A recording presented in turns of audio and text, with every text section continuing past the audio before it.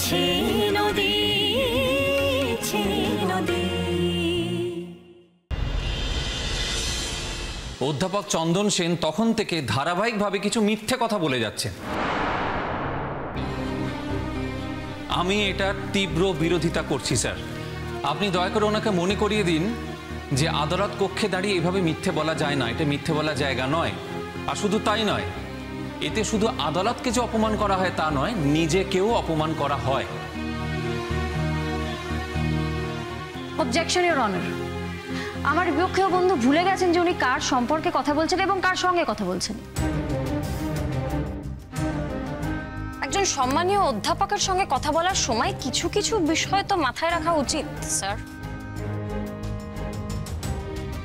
কিন্তু উনি তো সহবতের ধারই ধারছেন না। ওনার একার আচরণের জন্য আমরা প্রত্যেকে যারা একই প্রফেশনে আছি প্রত্যেকে অসহবতের অভিযোগে অভিযুক্ত হচ্ছি। তাই স্যার, আপনার কাছে আমার অনুরোধ, আপনি প্লিজ ওনাকে বলুন আরেকটু সহবত শিক্ষা করতে এবং প্লিজ রিকোয়েস্ট করুন মিস্টার অন্বেষণ ঘোষকে যেন উনি একজন সম্মানীয় ব্যক্তির সঙ্গে কথা বলার সময় ঠিক যে যে শব্দ প্রয়োগ করা উচিত সেই শব্দ প্রয়োগ করেই কথা বলেন।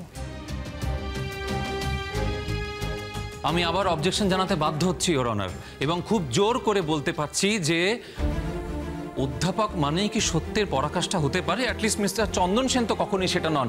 উনি একজন মিথ্যেবাদী, he is a damn liar. তখন থেকে উনি একটার পর একটা মিথ্যে কথা বলে যাচ্ছেন। আমি এই মুহূর্তে এখানে দাঁড়িয়ে সেটা প্রমাণ করতে পারি।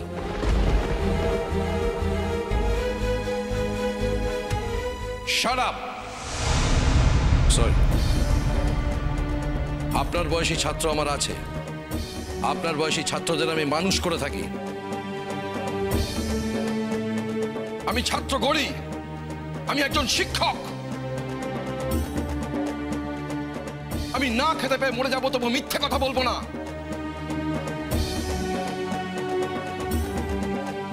মিথ্যেকে আমি আমার জীবনের সবচেয়ে চরমতম ঘৃণা করি।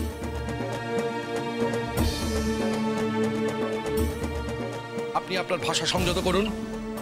আপনি যদি এইভাবে কথা বলেন আমি কিন্তু আর কোনো সাক্ষ্য দেব না। আমি কোনো ক্রিমিনাল নই যে উনি আমাকে ওনার এখতিয়ারের মধ্যে পেয়ে যা খুশি তাই বলবেন। এক্সকিউজ মি, আপনি যে তখন থেকে খুব বড় গলায় অনেক মিথ্যে কথা এখানে দাঁড়িয়ে বলে যাচ্ছেন, আমি যদি আপনাকে একটা প্রশ্ন করি তার উত্তর দিতে পারবেন? না পারলে কিন্তু আপনার মুখটা পুড়বে। বলুন বলুন আমাকে, আপনার কটি মেয়ে? আমি প্রথম থেকেই বলেছি আমার দুটি কন্যা। মিথ্যে কথা, আপনার একটি মাত্র মেয়ে।